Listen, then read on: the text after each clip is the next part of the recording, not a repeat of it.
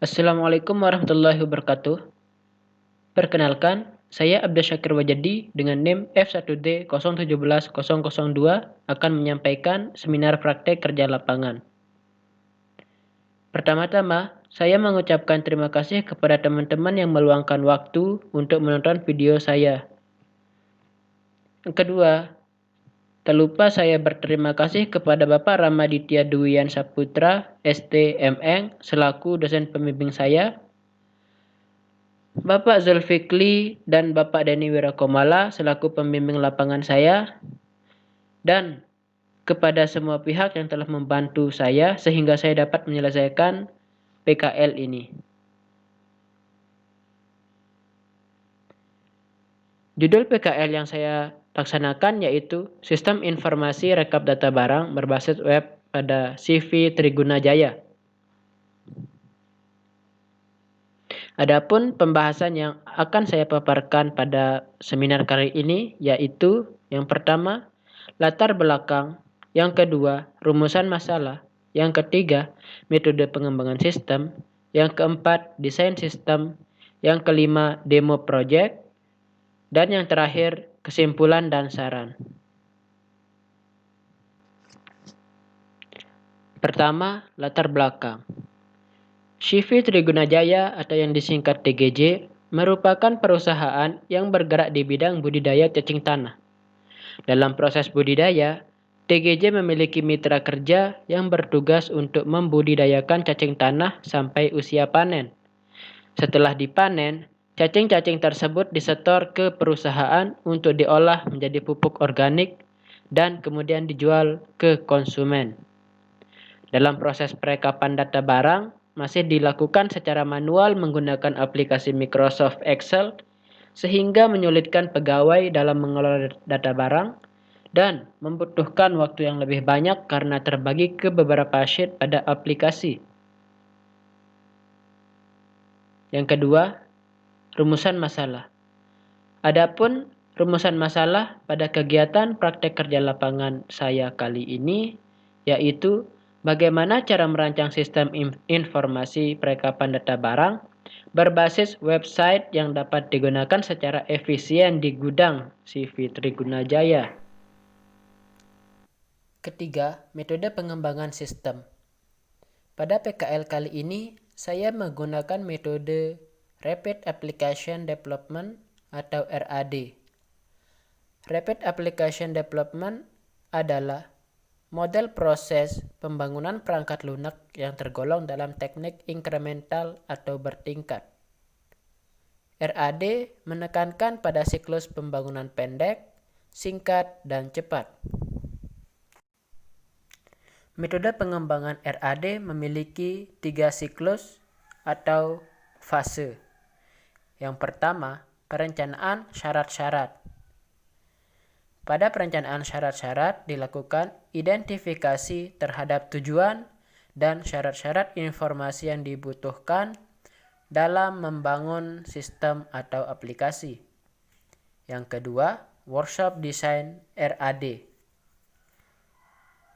Ketika membangun sistem atau aplikasi, programmer, seorang penganalisis, customer diwajibkan untuk bekerja sama. Selama workshop, pengguna merespon prototipe yang dibuat oleh seorang programmer dan ditanggapi. Seorang analisis memperbaiki modul-modul yang telah dirancang berdasarkan respon dari pengguna. Yang ketiga, implementasi. Setelah aplikasi disetujui, maka kemudian aplikasi tersebut diperkenalkan kepada perusahaan atau organisasi yang terkait. Desain sistem yaitu use case diagram, activity diagram, dan entity relationship diagram. Yang pertama, use case diagram. Use case diagram merupakan pemodelan untuk kelakuan sistem informasi yang akan dibuat. Jadi, use case diagram ini menggambarkan bahwa setiap aktor yang terdapat pada sistem tersebut dapat melakukan apa saja. Dan pada kegiatan PKL kali ini terdapat satu orang aktor, yaitu admin saja. Admin dapat melakukan pengelolaan data mitra, pengelolaan data admin, pengelolaan data inventaris, pengelolaan data barang masuk, pengelolaan data barang keluar, dan pengelolaan laporan global. Yang kedua, activity diagram. Activity diagram merupakan diagram yang menggambarkan workflow atau aktivitas dari sebuah sistem yang ada pada perangkat lunak. Jadi, pada activity diagram ini digambarkan bahwa aktivitas dari sistem tersebut bagaimana. Misalkan kita ambil contoh seperti gambar di samping, yaitu proses mengelola data barang masuk. Ketika seorang admin memilih menu laporan masuk, maka sebuah sistem melakukan request ke database. Kemudian database mengambil data laporan masuk. Setelah diambil, kemudian database mengembalikan data tersebut kepada sistem sehingga sistem menampilkan data tersebut ke layar.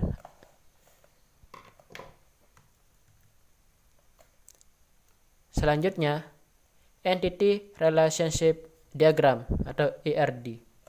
ERD merupakan sebuah diagram yang digunakan untuk merancang hubungan antar tabel-tabel pada basis data. Basis data yang saya gunakan pada praktek kerja lapangan kali ini dapat dilihat pada gambar ERD berikut. Demo project.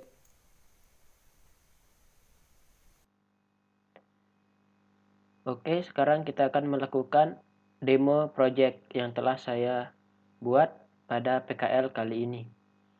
Ini adalah tampilan login dari sistem yang saya buat. Admin dapat masuk ke dalam sistem menggunakan username dan password atau menggunakan nomor telepon dan password. Nah, sebelum kita masuk ke dalam sistem, di sini ada fitur lupa password. Ketika seorang admin ini lupa password, dia bisa mengganti dengan cara seorang admin harus ingat apa email yang digunakan. Kan di sini hojadisakir79@gmail.com. Kemudian kita klik minta password baru. Coba misalkan kita pakai femi@gmail.com. Nah, di sini ketika email yang kita masukkan itu sudah benar, maka bisa kita ubah password. Misalkan awalannya passwordnya Femi, kita ubah menggunakan 12345. Sekarang kita konfirmasi 12345. Sekarang kita ganti. Nah, di sini udah kelihatan pemberitahuan bahwa ganti password telah berhasil. Nah, sekarang kita coba masuk menggunakan username Femi dan password yang baru 12345. Kita klik masuk. Oke, login berhasil. Nah, ini adalah tampilan dashboard dari sistem yang saya buat. Pada tampilan dashboard ini ditampilkan jumlah mitra terdaftar, jumlah admin yang terdaftar, jumlah transaksi masuk, jumlah transaksi keluar, dan di sini stok barang yang ada di dalam gudang. Yang pertama ada stok ANC, LR, CAM, dan casting. Oke, kita mulai dari coba entry data atau memasukkan data. Nah, ketika ada barang yang masuk, maka seorang admin bisa memasukkan lewat sini dengan cara berapa nomor KTA atau ID dari mitra tersebut, misalkan 002. Coba kita lihat dulu mitra yang terdaftar. Misalkan NTB 00. Misalkan kita pakai NTB 00. Di sini kita pakai tanggal hari ini, tanggal 18 bulan Desember 2020. Bukti store, misalkan kita pakai 1. Jumlah ANC-nya berapa kilo, misalkan kita pakai 40 kilo. LR sekian 2 kilo. Dan campuran atau cam 3 kilo. Dan untuk medianya, misalkan kita pakai 5 media. Jumlah casing misalkan 0. Nah, rek gudang ini biasanya dikosongkan sama admin di instansi. Dan di sini untuk keterangan, misalkan keterangannya atas nama gudang yang ada di Keru. Nah, kemudian kita simpan. Nah, ketika sudah simpan, kita dibawa langsung ke laporan barang masuk. Nah, pada laporan ini terdapat fitur untuk melihat berdasarkan bulan dan tahun. Nah, misalkan kayak tadi yang kita inputkan tadi bulan Desember 2020. Kita coba Desember 2020. Kemudian kita klik filter. Nah, jadi di sini udah kelihatan yang kita masukkan tadi. Nah, jadi dia langsung otomatis mengambil nama mitra dari nomor KTA atau ID yang kita input tadi. Nah, di sini ada beberapa fitur. Yang pertama, fitur edit. Nah, di sini kita bisa ngedit. Misalkan bukti store kita ubah menjadi 2. Kemudian kita simpan.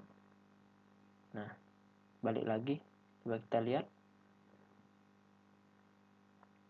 Nah, di sini udah keubah bukti store menjadi 2.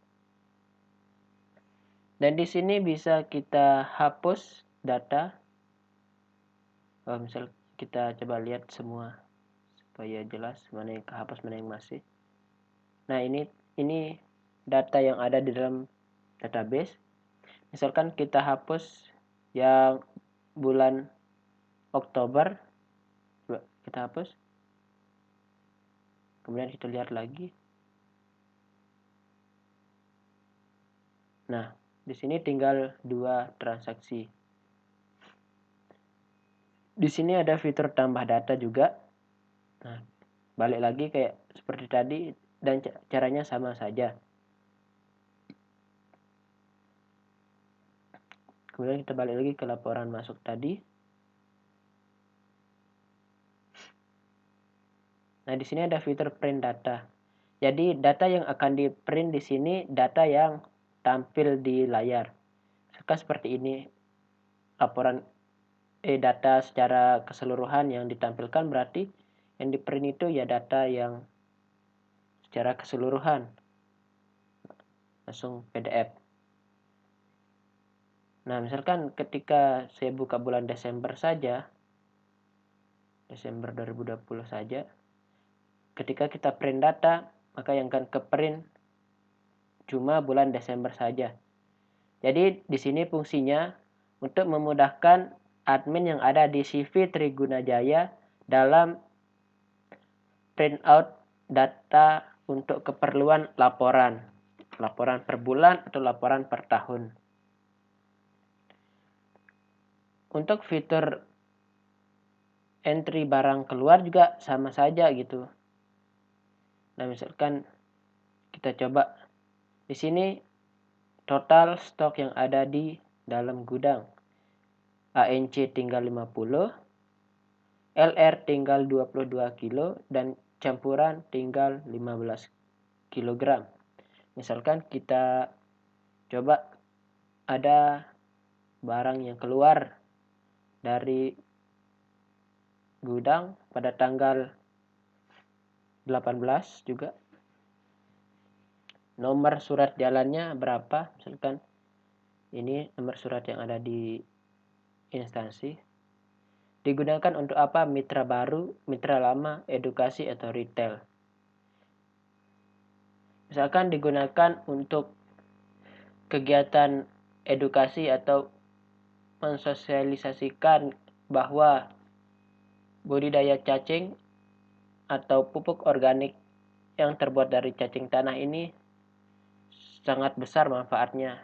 Nah, ketika melakukan presentasi, maka di sana ada praktik, nah, sejenis workshop seperti itu. Berapa dipakai? Misalkan kita pakai 2 paket. Nah, misalkan untuk 2 paket itu apa saja sih yang dipakai? Misalkan ANC-nya 10 kilo dan campurannya 10 kilo. Diserahkan kepada siapa? Nah, misalkan siapa nama orang yang bertanggung jawab di tempat kegiatan. Misalkan atas nama Wajdi. Dan untuk keterangan bisa dikosongkan atau diisi. Misalkan kita kosongkan saja, terus kita simpan. Nah, di sini coba kita lihat pada bulan Desember 2020. Nah, jadi di sini tampilan laporannya juga sama saja seperti laporan barang masuk. Nah, di sini udah ditulis. Dan fitur-fitur yang ada juga kurang lebih sama laporan barang masuk. Ketika di print juga jadi sama saja, data yang tampil di layar itu yang akan di print untuk memudahkan admin. Nah, ketika kita udah menginput bahwa ada barang yang keluar, maka dapat kita lihat di sini. Nah, yang tadinya stok camnya 15, ketika sudah keluar 10, maka di sini sisanya tinggal 5 kg yang ada di dalam gudang yang tersisa. Nah, selanjutnya untuk laporan global. Tadi kan sudah laporan masuk, laporan keluar, sekarang laporan global. Di laporan global ini untuk merekap bahwa pada setiap bulan itu berapa sih yang keluar, berapa sih yang masuk, dan berapa sih sisa untuk menjadi stok untuk bulan selanjutnya atau bahkan tahun selanjutnya. Nah, di sini dapat dilihat bahwa jumlah stok akhir untuk barang yang ada di dalam gudang sebesar 67 kg. Nah, kan kita print, nah sama saja gitu.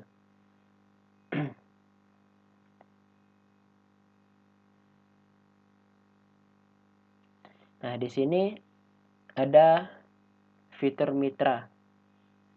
Jadi seorang admin dapat melakukan tambah mitra atau menghapus mitra atau melihat laporan atau data mitra. Nah, ketika kita mau memasukkan data mitra baru, misalkan ada orang yang ingin menjadi mitra, maka di sini penyimpanan datanya. Misalkan mitra baru kita pakaiin KTA atau ID NTB 10 atas nama Maskur Hidayat, nomor KTP seperti ini, nomor rekening misalkan kita pakai seperti ini, jenis bank dari rekening tersebut misalkan kita pakai bank BTN, untuk kontak misalkan kita pakai 082 339 722 173. Untuk alamat bisa diisi misalkan kita pakai Udayana. Dan untuk foto bisa kita pakai misalkan foto yang ini. Oke. Kemudian kita simpan. Nah, ini adalah tampilan dari mitra terdaftar atau daftar mitra yang ada. Ini dia mitra yang kita tambah tadi atas nama Maskur Hidayat dengan nomor KTA NTB 10. Nah, di sini ada sedikit berbeda fiturnya dari laporan yang tadi. Pada mitra atau daftar mitra ini terdapat fitur edit, fitur hapus, dan di sini fitur info. Fitur edit bisa digunakan untuk mengedit data dari mitra tersebut kayak biasa. Fitur hapus, misalkan kita coba hapus. Nah, sama saja. Dan di sini fitur informasi transaksi. Misal klik.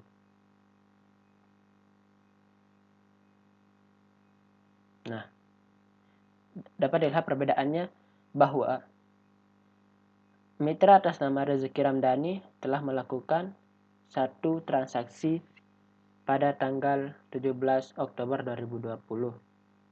Sedangkan untuk mitra atas nama Abdul Syakir Wajadi belum melakukan transaksi apapun atau belum memasukkan hasil budidaya cacing tanahnya ke dalam perusahaan.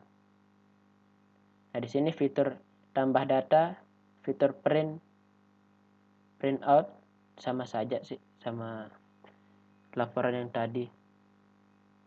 Dan yang terakhir di sini ada fitur inventaris barang.